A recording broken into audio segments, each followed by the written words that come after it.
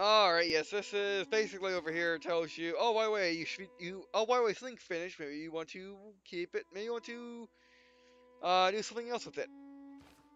The lands surrounding our city are fertile, yet as of now, they lie undeveloped. We must create a workforce if we are to make the most of the resources within our borders. Yep, Excellent! The skills these builders will attain will dramatically improve our civilization. indeed. A building has been added to the city's production queue. It will take several turns to complete its training. Since there are no remaining decisions that are need to be made this turn, next turn button is displayed, yes. While our builders train to improve life within our borders, we must not ignore the lands beyond them. The only way to truly master this world is to understand it. Yep. At the beginning of the game, your city and the land immediately around it are revealed. The areas beyond represented by blank parchment indicate the parts of the world you have not yet explored, right? Beyond combat, our warriors make for ideal explorers in this uncertain and hostile world. You need only give the word, and they shall set forth into the unknown.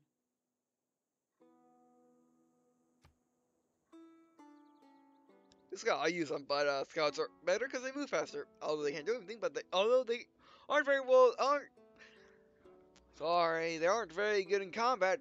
But however, they are good at running.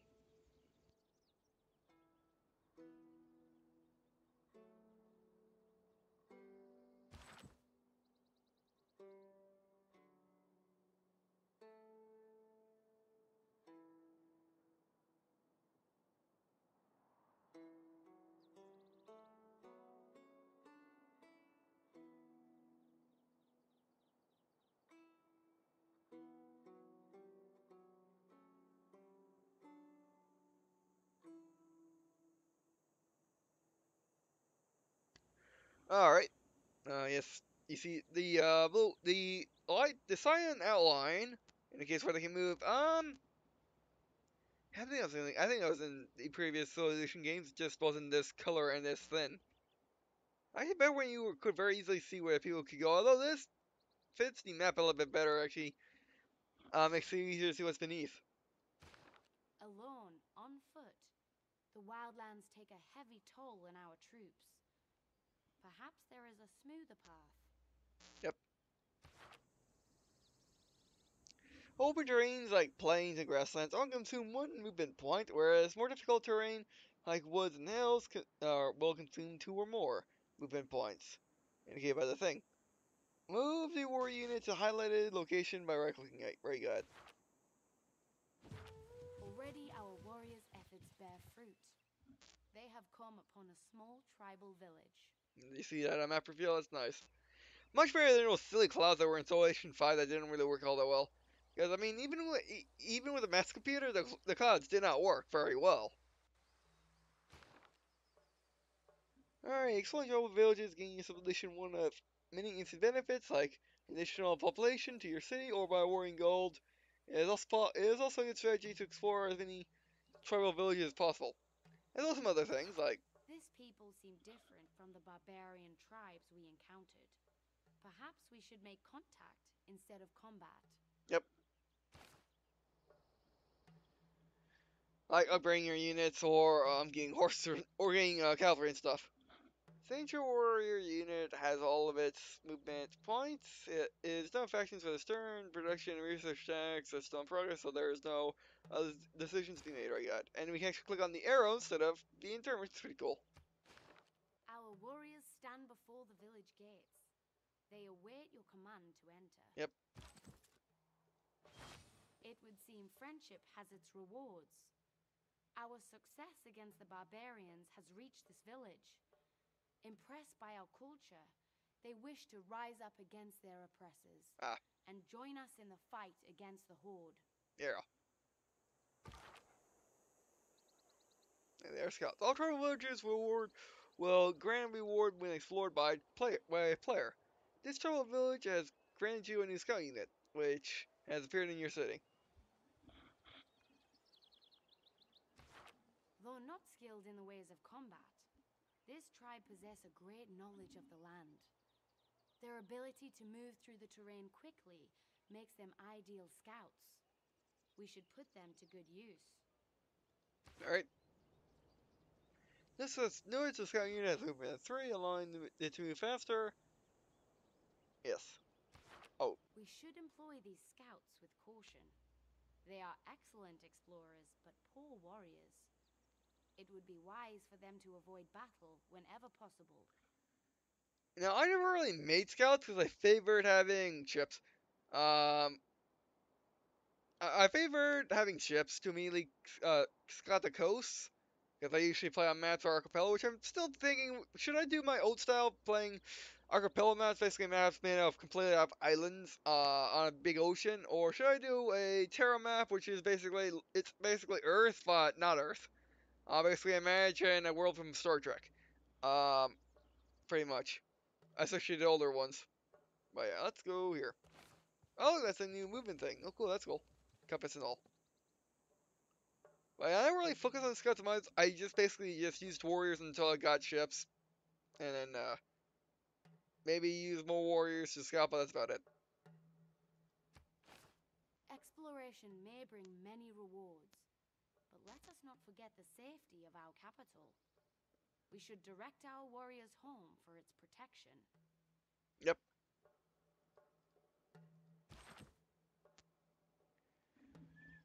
Units can only be ordered to move longer distance by giving a multi-turn order. These eliminate the need to... Okay, multi-turns, basically I can do this. Click, and then click. Oh. Oh! Oh, that's it. Ooh, we actually have to order them to make a move, to make an order now. I have to left click. Oh no. Oh, well, let me do it. Oh. What? How is this working? Oh, I mean left click to a city. Alright, that's fine. And Our left click. scouts await orders. They must explore and teach us about new lands yet undiscovered. Well, yeah, basically, in the older civilizations, I mean, everyone but this one, you could just click on a unit and then click some off distance and it would go. I think they still can, but in this case, that's move to order, which basically means I can only click on the city, which is interesting. Our city continues to prosper. Already our people thrive, and our population grows. Yeah, very good. But, okay, the population in your first city has grown from 1 to 2. As long as the city is well fed and its people are happy, it will continue to grow. The citizens of the city work to work the surrounding plots and improvements, contributing to greater yields. Higher populations can or contribute to faster science research, faster sea reduction, and faster cultural growth. Cultural is how you get some free. Is how you get some bonuses. Um, as well as you can win the game by having a lot of culture and building something special. It's always a good strategy to not only found new cities to expand your realm, but also grow those cities indeed. Which kind of bit me in the Beyond Earth thing, which you don't do that. There are no further matters to attend to today. Alright, very good. We get the fancy turn button. While our forces prepare the defense of our city, our best minds have discovered how to extract precious resources from the earth itself. With an abundance of valuable stone nearby, our builders may be able to exploit this knowledge when they complete their training. Yep. Your civilization will always be researching a technology because you just complete mining. You must now choose what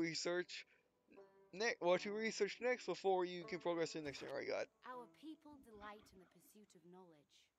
We need only direct their efforts, and they shall uncover yet another mystery of this world. Yep. Yep. Yep. Can I do it from up here? I mean, I think I can. I just can't do it in tutorial. Yeah, tutorial's very, very linear and very, very stop and go. I don't like that. I get more free form, let you mess around buttons and stuff. This works if you need to get beat over the head in order to play Civilization, which is not necessarily necessary, but it's still nice. Like, I for one didn't know that your town's growth actually affected your yields on your lands around it. Well, it was just workers' jobs. Basically to improve it, and that's it. But no. Okay, pottery? Can we look at the extra tree? No, not yet. Pottery. A wise decision. Our people may now uncover new uses for the materials we unearth in our mines and quarries. Yep, But let us not forget the exploration efforts of our scouts. There is a whole world before us to uncover. indeed. Research has begun on the new pottery technology. In your turn, once you move your scout, yeah. And you can also end the turn if you don't want to move your scout, actually. You might not be able to. Also, time to pass. Skip turn. Okay, that's the new pass button is skip turn. See, that's, oh yeah, this is the Fog of War. This is the, I haven't been there yet. This is, I've been here, but I don't know where things are because I don't have anyone next to it. Our citizens rejoice at the return of our brave warriors. Perhaps they should fortify their position to defend against the barbarian threat. Alright, that is the button. When all advancing on a military unit is often a good idea to fortify the unit. In order to fortify the unit, yes, will spend up to 2 turns digging in. This will increase their combat strength if they are attacked by God. Excellent. With our warriors entrenched in their positions, our people are secure. It would be wise to maintain this advantage for as long as possible. Indeed.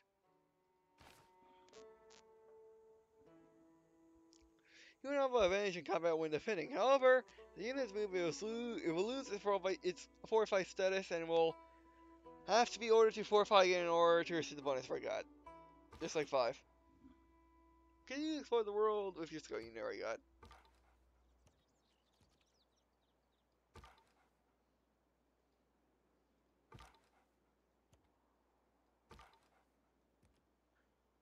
Or it is okay. So you do have the queue up orders if you just click on somewhere, because that is what our scout is doing. I think.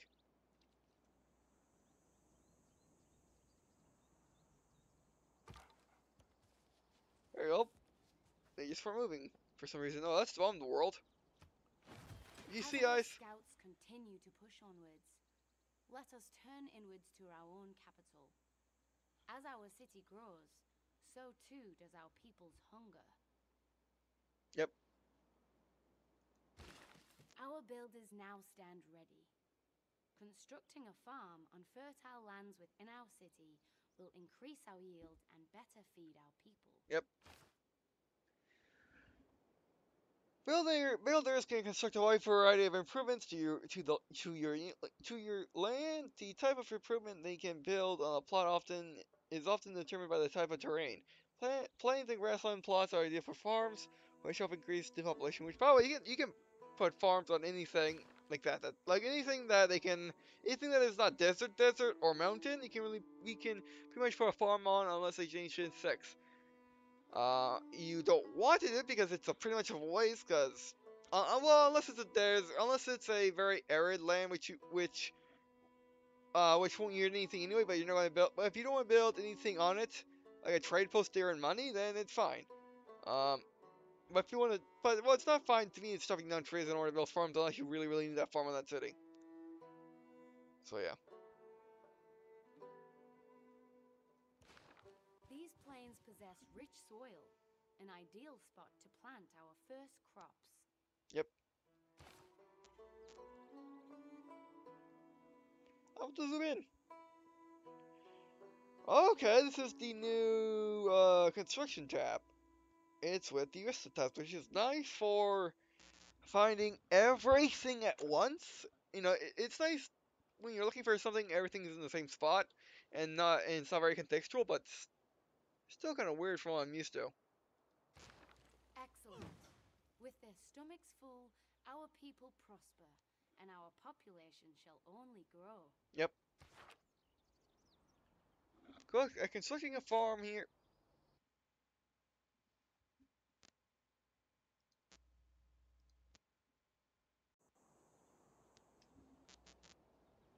Constructing a farm here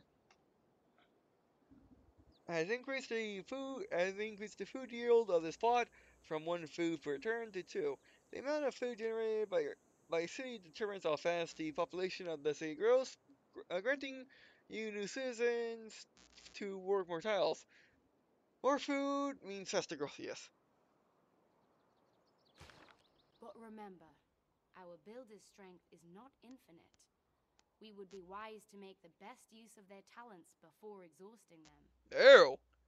Does that mean does that mean your builders can be used up? Unlike the workers of previous games in which workers of previous games would work until they died, pretty much, or you sold them. So the builders can only build so much. That's interesting. Builders can build up to 3 improvements before exhausting their workforce. Number is indicated in the unit panel. This building unit has consumed one of its workforce from building the farm, and now has 2 remaining. Alright, right there. They build 1. With their basic needs met, our people now have the capability to construct more elaborate structures. Perhaps a monument to all they have accomplished will inspire them to evolve even further. Alright. In addition to training units, your city can focus its production into constructing buildings like the monument. Try building one now by selecting it in the city's production queue. Let's click on the city. It's over there. I mean, I guess I like the fact that I like the fact that it's out of the way instead of just basically taking up your entire screen. Which is nice. Which I always thought the city screen was a little bit jarring. Yeah, there's monument. Let's build it. Excellent. As pride in their own culture grows, our people shall be driven to spread our civilization beyond their own borders. Yep. Get to explore the world of your scout unit. Well, I'm gonna put the timer 10 because we did go over time.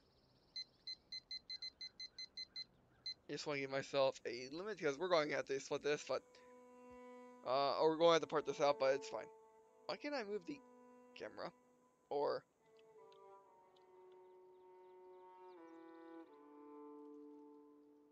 oh, is there no velocity move? I mean, there's no velocity, and is there no screen scrolling? Only arrow keys. That is odd.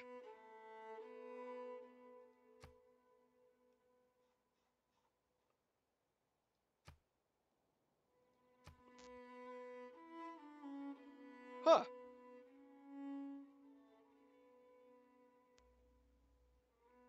Ah, there it is. Why that off? But you can also lock the mouse to window. That's pretty cool. Yes, I am sure. Ah, it's better.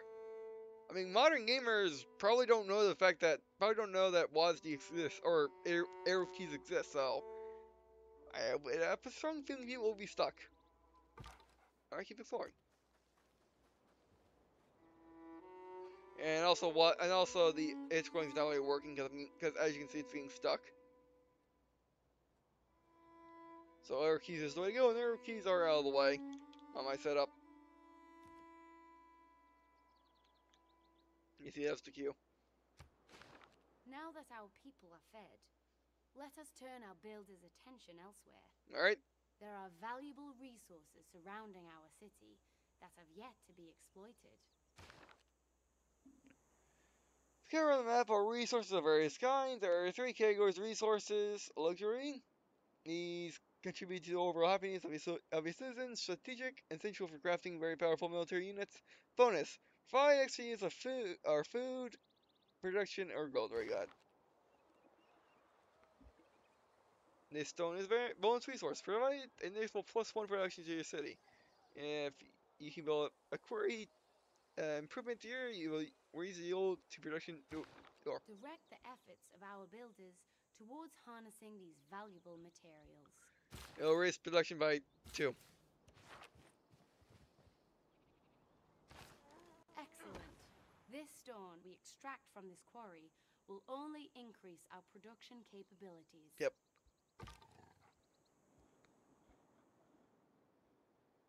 keep moving. Well, it's a wheat.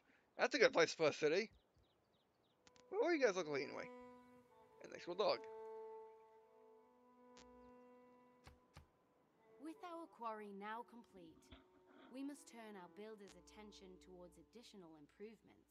Right. Your builder still has one more force remaining. If you use it to build either a mine or you can use it to build either a mine on the hill, production, or a farm in the plains, food. This may take more than one turn to move the builder unit to another to move the builder unit to another and another turn to build the improvement. There is still valuable land within our borders. We must guide their hands carefully. Yep. Now, if I have production, I get that first because I'll let you build buildings faster, which means you can build stuff that allow you to, basically allows you to build buildings that help you grow faster. So yeah, and those are typically easier to build in production, and production allows you to build units as well. Right, the buildings can only construct improvements within borders of your city, but by generating culture, the borders of your city will expand, allowing you to access more resources. Oh, okay. I did not know that. I did. I never really thought much about culture, to be honest, in the previous Civilization games. Maybe they were not. Maybe I thought right. Maybe I thought wrong. But I thought that the uh borders of the previous games are based on growth, not culture. If they are, and if this game is not, then if they are, then this game just taught me something about the older game, which is nice. But if they're not, then this game changed something, and it's good that I know that not to neglect my culture like I typically do. Feel free to continue exploring the map with your units in your turn when you've finished giving orders to your builder and Scarry God. Yeah, cool. I figured that was what it was.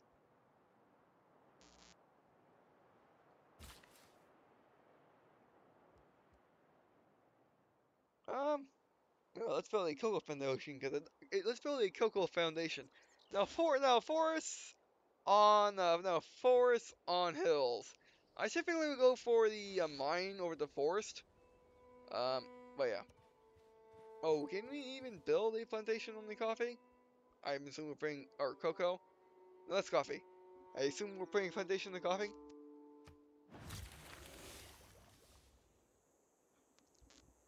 In addition to food resources, your people also require amenities in their cities. The source of amenities are luxury resources such as coffee. Next to your capital, with pottery technology complete, it will be a good idea to research irrigation to enable your builders to improve luxury resources such as the coffee next to our capital. This will provide amenities to your city, increasing happiness. All right.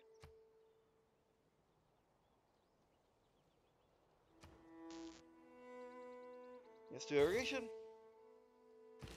And then you might as well get that farm done while you're waiting for the coffee bean, or while you're waiting for the plantation to get done.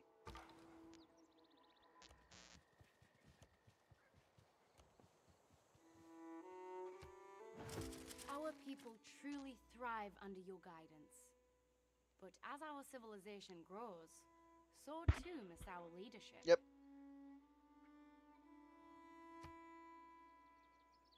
Okay, Kuman culture, evolved code of laws, which contains your first government chieftain. Okay. We must now enact policies to better steer the growth of our people. Chiefdom, very similar to revolution, with its government. Because Civilization 5 had a different system. Basically, they were just tech trees that you went down. You not necessarily were a government, more or less. You were just enacting policies from either democracies, fascism, or a communism, pretty much, and maybe some monarchies. But in revolution, you actually picked individual governments. So and actually rules from them, and actually a lot of older civilization games were the same as well. So we'll see what this is. Choose to pick.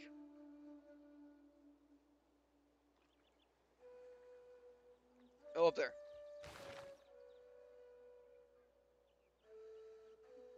Alright, the Marine tested government in Civilization 6. In addition to various benefits, each government has a number of slots which you can interact policies. Alright. Oh, okay. Really changed this game from 5. And well, in all the previous civilizations. The first government available to use chiefdom. It has 2 available slots for policies. The first slot in chiefdom is for military policies. The second slot is for economic policies. Sorry, God. Discipline is the heart of any army and is a valuable advantage over the unorganized barbarian rabble. Yep. Urban planning will only make our cities more organized and efficient. I suggest we enact both these policies. Right.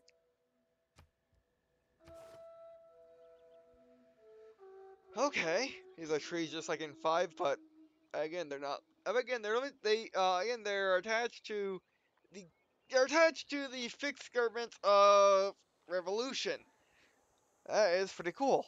I love the old government of revolution I missed them in 5.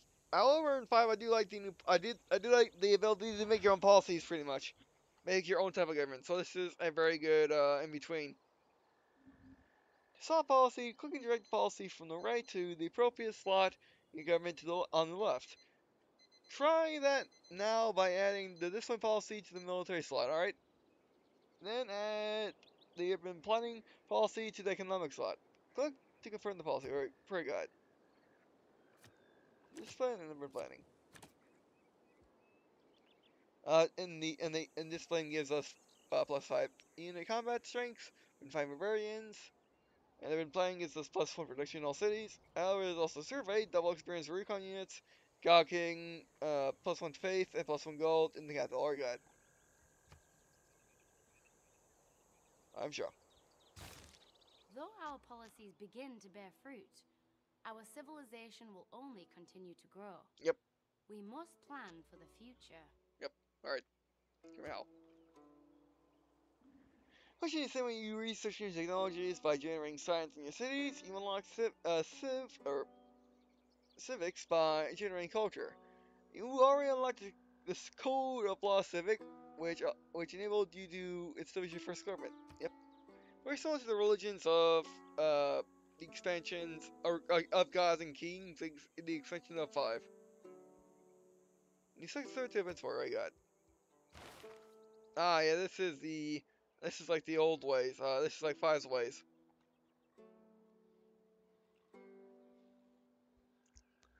And as you can see, when we research this stuff, it gives us the stuff to put into our government. Similar to the technology tree, the civics tree has different choices and paths as you progress through the game. For this tutorial, click the craftsmanship civic to start inventing next. I got close string.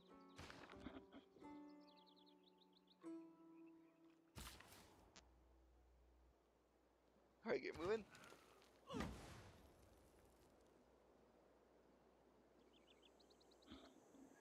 You might notice that your builder just failed after using the last build charge. It's because all the workforce has been extended. You need to train more builders as you progress through the game to improve the land around your cities. And notice how they built all this stuff instantly instead of having to take turns to build it, which is interesting. Move on. Are we building? Yes, we are. We're building the monument. We are blessed. This monument stands as a symbol of the accomplishments and determination of our people. Truly, they shall now be inspired to push even further into the lands beyond. Yep. And also the monument was built in the city and actually makes sense, unlike Civilization 5 where they were just placed haphazardly wherever your city was. Some make sense, most didn't. A city has finished production on monument building. All buildings continue to a city's development in specific ways.